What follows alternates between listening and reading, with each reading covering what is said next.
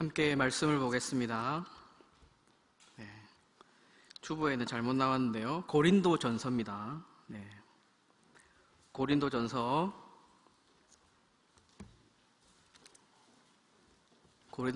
9장 18절에서 23절까지 말씀. 고린도전서 9장 18절에서 23절까지 말씀. 제가 가진 성경은 신약의 274페이지에 있습니다. 제가 한 절 읽고 여러분들이 한 절 읽고 마지막 우리 23절은 한 목소리로 봉독하겠습니다. 제가 먼저 봉독합니다. 그런즉 내 상이 무엇이냐? 내가 복음을 전할 때에 값없이 전하고 복음으로 말미암아 내게 있는 권리를 다 쓰지 아니하는 이것이로다. 모든 사람에게서 자유로우나 스스로 모든 사람에게 종이 된 것은 더 많은 사람을 얻고자 함이라. 유대인들에게 내가 유대인과 같이 된 것은 유대인들을 얻고자 하며 율법 아래에 있는 자들에게는 내가 율법 아래에 있지 아니하나 율법 아래에 있는 자와 같이 된 것은 율법 아래에 있는 자들을 얻고자 하며 자에게는 내가 하나님께 도리어 그리스도의 율법 아래에 있는 자이나 율법 없는 자와 같이 된 것은 율법 없는 자들을 얻고자 함이라. 약한 자들에게 내가 약한 자와 같이 된 것은 약한 자들을 얻고자 하며 내가 여러 사람에게 여러 모습이 된 것은 아무쪼록 몇 사람이라도 구원하고자 함이니 내가 복음을 위하여 모든 것을 행함은 복음에 참여하고자 함이라. 아멘.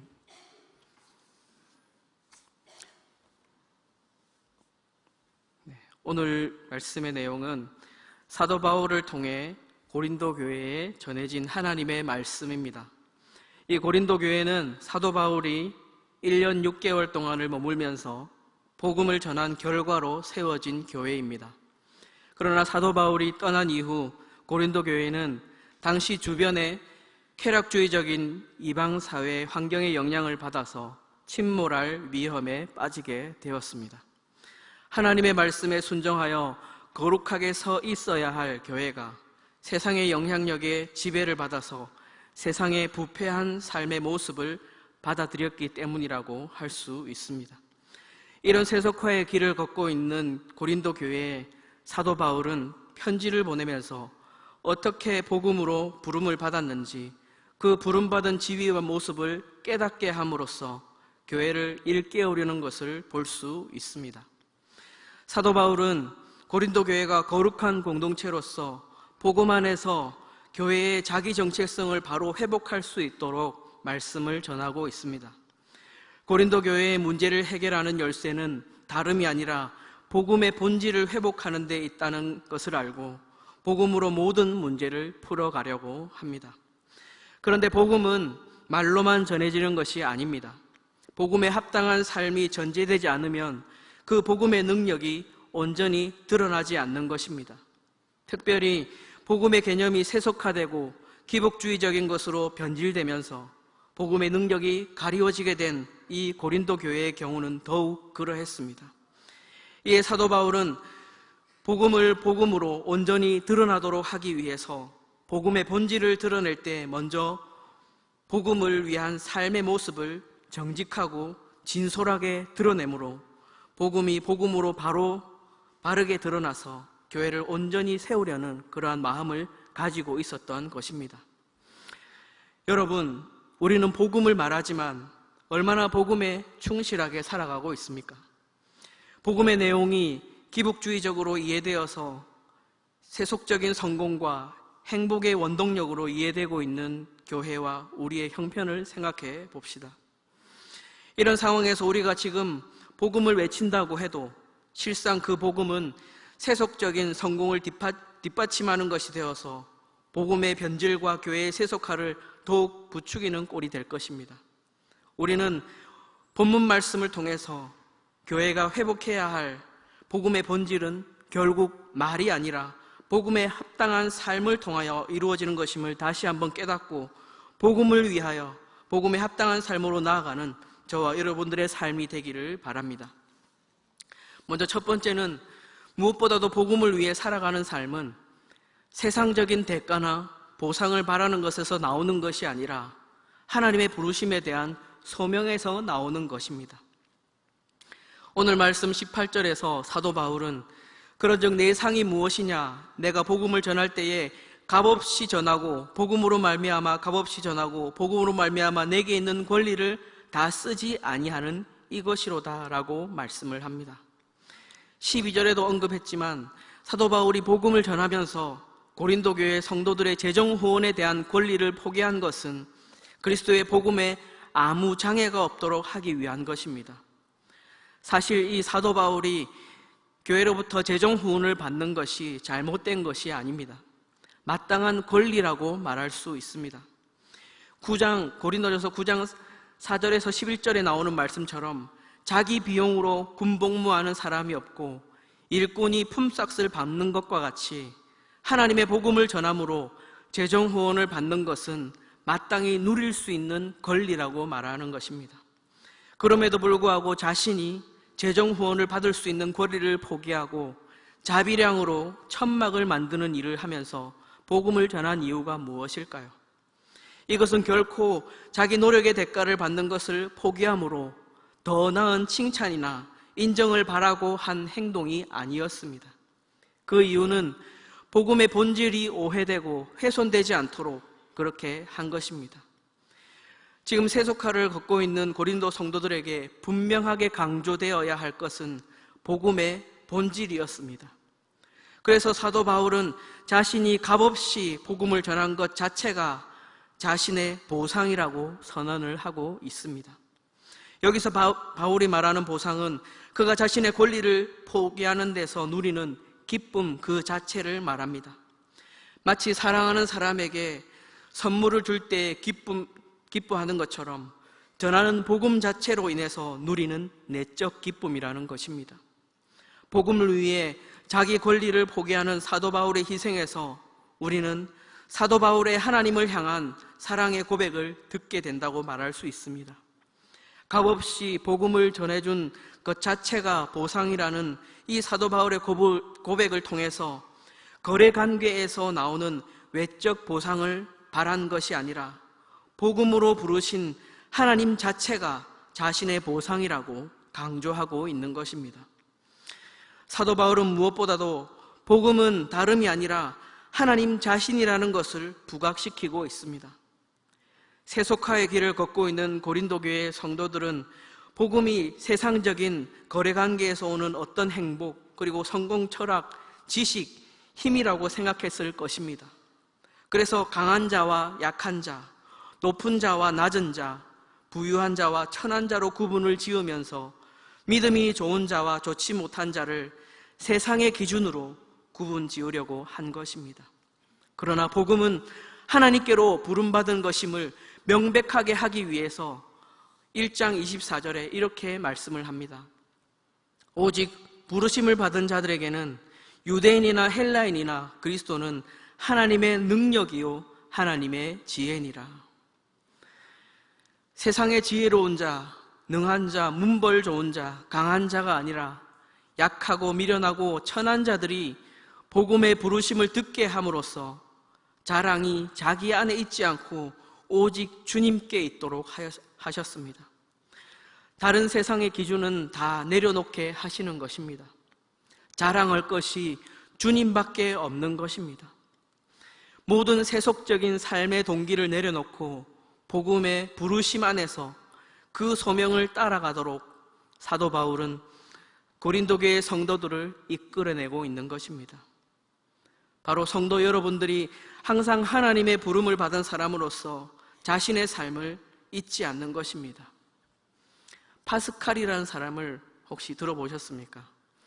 역사상 가장 탁월한 사상가이며 팡세의 저자이고 수학의 천재, 그리고 발명가, 수학, 물리학, 철학, 그리고 신학에 정통한 사상가, 작가인 그를 이끌어갔던 그러한 삶의 원동력은 바로 1654년 11월 23일에 있었던 마차 사고 직후에 하나님과의 만남의 기록을 통해서 보여지는 하나님의 부르심이었습니다. 다음에 그는 자신이 죽을 때까지 옷소매에 품고 다녔다는 글입니다. 불, 철학자들과 학자들의 하나님이 아닌 아브라함의 하나님, 이삭의 하나님, 야곱의 하나님, 가슴 깊숙이 느껴지는 확신, 기쁨, 평안, 예수 그리스도의 하나님, 예수 그리스도의 하나님, 나의 하나님이자 너의 하나님, 너의 하나님이 나의 하나님이 될 것이다. 이 세상은 잊혀지네. 하나님을 제외한 모든 것이, 그분은 오직 복음서에서 가르치는 길로만 발견될 뿐, 인간 영혼의 위대함, 오 의로우신 아버지, 세상은 당신을 알지 못했어도 나는 당신을 알았나이다. 기쁨, 기쁨, 기쁨의 눈물. 이러한 글귀를 옷소매에 품고 다녔다는 것입니다. 사랑하는 성도 여러분, 개인적으로나 교회적으로 복음이 그 생명을 잃고 복음의 능력을 헛된 곳으로 돌리게 되는 이유는 복음의 근거를 하나님의 부르심이 아니라 자신의 노력에 대한 것이나 세속적인 기준에 근거하고 있으면 복음의 변질을 가속화하게 됩니다. 복음의 내용과 복음으로 부르신 하나님을 분리시킬 때 잘못된 길로 나아가는 것입니다. 어떤 사람들은 예술, 음악, 문학 등에 대한 원대한 열정을 품습니다. 또 다른 이들은 자유와 정의를 꿈꾸기도 하고 한 남자나 한 여자와의 사랑에 인생을 바치기도 합니다. 그러나 하나님을 향한 열정으로 불타는 것보다 더 고상하거나 더 궁극적인 열정은 없습니다. 여러분의 삶에서 복음의 부르심을 잊지 않고 그 소명에 이끌려 살아가는 저와 여러분들이 되기를 바랍니다. 두 번째는, 이제 부르심을 받아 복음을 위한 삶을 살아가는 자는 자신의 삶을 자신의 것이 아니요 자신을 부름받은 청지기로 인식하고 종된 삶을 살아간다는 것입니다. 사도 바울은 19절에서 자신이 모든 사람에 대하여 자유하지만 더 많은 사람을 얻고자 하여 스스로 종이 되었다고 말씀하고 있습니다. 값없이 복음을 전하는 그 열정으로 살아간 바울은 복음 전파 자체를 자신의 자랑으로 인식했습니다. 오늘 읽었던 본문 바로 앞에 16절, 17절 말씀에 이렇게 얘기합니다. 내가 복음을 전할지라도 자랑할 것이 없음은 내가 부득불할 일임이라. 만일 복음을 전하지 아니하면 내게 화가 있을 것이로다. 내가 내 자의로 이것을 행하면 상을 얻으려니와 내가 자의로 아니한다 할지라도 나는 사명을 받았노라.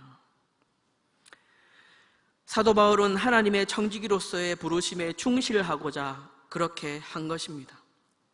사도 바울은 말로만 복음을 전하는 자가 아니었습니다. 마땅히 누릴 수 있는 권리를 포기한 것뿐만 아니라 사람들을 복음에 합당한 삶, 구원의 삶으로 이끌기 위해서 십자가의 삶을 고린도 교회 모든 사람들과 만나는 모든 사람들과의 관계에서도 적용을 하고 있는 것입니다. 무엇보다도 고린도 교회는 서로 차별하고 소외시키는 가운데 분쟁이 있었던 교회입니다. 특히 믿음의 삶이라고 말하면서도 우상 제물에 대해서 자신은 아무 거리낌이 없다는 것을 내세우면서 우상 제물을 먹는 것에 거리낌을 가진 사람들 앞에서 자신들이 지식을 교만하게 드러내며 마음이 약하고 사회적으로 약하고 낮은 지위에 있는 사람들을 업신여기는 그러한 모습이 드러났습니다. 사도 바울은 이에 대해서 십자가 복음의 정신을 따라 전략적으로 양쪽의 사람들을 설득시키면서 온전히 함께 복음에 합당한 삶을 살아갈 수 있도록 이끌어가는 것을 볼 수 있습니다. 나름대로 스스로 강한 자들에게는 자신의 재정 후원의 권리를 포기하는 것을 모범을 삼아 이들에게 자기 기득권을 주장하지 않도록 했습니다. 그리고 이제 약한 자들에 대해서는 그리스도의 십자가 복음이 말하는 대로 자신의 삶을 그들에게 맞추어 간다는 것을 말하며 그들의 편에서 그들을 위로하고 있습니다. 20절에서 22절까지의 말씀을 보면 사도 바울이 고린도 교회 모든 성도들에 대해서 복음을 위해 그들의 형편에 맞추어 그들 편에 서기 위해 여러 가지 제약을 받아들였다는 것을 말씀하고 있습니다. 유대인들에게는 유대인들을 복음에 합당한 삶으로 이끌기 위해서 그들 편에 서서 여러 가지 결례법을 따르고 그들의 문화를 존중해 주었습니다. 또한 율법 없는 이방인들에게는 그들의 형편에 맞게 그들 편에 서서 모세 율법에 매이지 않는 삶을 살아가는 겁니다. 이것은 마치 상황에 따라 변덕을 부리는 카멜레온 같은 삶을 살아가는 것을 말하는 것이 아닙니다. 우리의 구원을 위해 하나님이신 예수님께서 자기를 비워 종의 형체를 가지시고 사람들과 같이 되시며 십자가에 죽기까지 복종하신 예수님을 따라가는 삶을 말하고 있는 것입니다. 십자가의 길에서 낮아지는 자리에 있기를 바랍니다.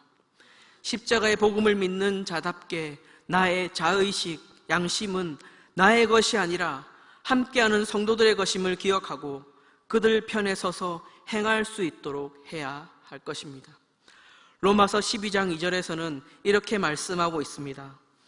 우리 각 사람이 이웃을 기쁘게 하되 선을 이루고 덕을 세우도록 할지니라. 이것이 십자가의 길입니다. 종의 모양으로 오셔서 많은 사람의 대속물로 고난의 종으로 오신 예수님을 따르는 길입니다. 이런 삶에는 많은 제약이 따릅니다. 그러나 우리는 이 고난의 길로 나아가야 할 것입니다. 연약한 자를 돌아볼 수 있기를 바랍니다. 그들의 형편에서 함께 일할 수 있는 우리 성도들이 되기를 바랍니다. 그럼으로써 오직 복음 안에 하나가 되도록, 그리고 복음으로만 그리스도의 몸된 교회가 세워져 갈 수 있도록, 그리고 복음만이 드러나는 삶이 될 수 있도록 해야 할 것입니다. 복음으로 통해서 가진 자유, 부르심을 따라 복음을 위하여 종된 삶을 살아가는 것입니다. 세 번째는 이제 사도 바울은 23절에서 내가 복음을 위하여 모든 것을 행함은 복음에 참여하고자 함이라 라고 말씀을 합니다. 복음을 위하는 삶의 궁극적인 목적이 무엇인지를 말하고 있습니다. 복음의 부르심 안에서는 자유롭지만 종이 되어 십자가의 삶을 살아가는 궁극적인 이유는 바로 복음의 참여자가 되기를 원하는 데 있습니다. 여기서 복음의 참여자가 된다는 것은 한마디로 복음을 전하는 자신이 복음의 일부가 된다는 것을 말하고 있습니다. 포도나무에 가지가 붙어 있어 포도 열매를 맺는 것과 같이 복음을 전하는 삶으로 영광스러운 복음의 일부가 되는 놀라운 은혜를 누리게 된다는 것입니다. 빌립보서 3장 10절에서 11절 말씀에는 사도 바울은 복음을 위하는 자신의 삶을 두고 이렇게 말합니다. 내가 그리스도와 그 부활의 권능과 그 고난에 참여함을 알고자 하여 그의 죽으심을 본받아 어떻게 해서든지 죽은 자 가운데서 부활에 이르려 한다, 이렇게 말합니다. 이 십자가의 삶으로 우리는 그리스도와 함께하는 삶에 동참하게 되는 것입니다. 예수님께서는 누가복음에 이렇게 말씀을 합니다. 누구든지 나와 함께 복음을 위하여 자기 목숨을 잃으면 구원하리라. 복음을 위하여 자기를 희생하는 십자가의 길을 걷는 것은 결국 주님의 몸에 연합되어 복음의 영광에 참여하는 길이 된다는 것입니다. 모든 사람들이 예수 그리스도 안에서 한 몸을 이루는 것이, 이것이 바로 사도 바울의 최종적인 목적입니다. 그래서 그리스도의 고난에 동참하는 것입니다. 그리스도의 몸에 연합되는 은혜 가운데 들어가는 것입니다. 복음 전하는 것의 핵심은 바로 주님의 몸된 교회를 세우는 데 있는 것입니다. 로마서 15장 5절에서 7절입니다. 이제 인내와 위로의 하나님이 너희로 그리스도 예수를 본받아 서로 뜻이 같게 하여 주사 한 마음과 한 입으로 하나님 곧 우리 주 예수 그리스도의 아버지께 영광을 돌리게 하려 하노라. 그러므로 그리스도께서 우리를 받아 하나님께 영광을 돌리심과 같이 너희도 서로 받으라. 복음이신 예수 그리스도 안에서 예수님을 본받는 삶으로 서로 섬기며 하나가 되어가는 삶을 통해서 복음의 영광에 참여하는 것입니다. 이것이 저와 여러분들의 소원이 되기를 바랍니다. 우리는 서로 다른 모습, 다른 환경 가운데 살아갑니다. 그러나 예수님을 닮아서 복음 안에서 하나 되기 위한 삶임을 기억하며 복음의 영광의 참여자로서 우리를 주님의 영광스러운 교회로 부름받게 하셨다는 것을 잊지 마시고 복음의 부르심에 굳건하게 서가는 저와 여러분들의 삶이 되기를 간절히 축원합니다. 그리스도 안에서 복음 안에서 하나가 되는 저와 여러분들이 되기를 간절히 축원합니다. 기도하겠습니다.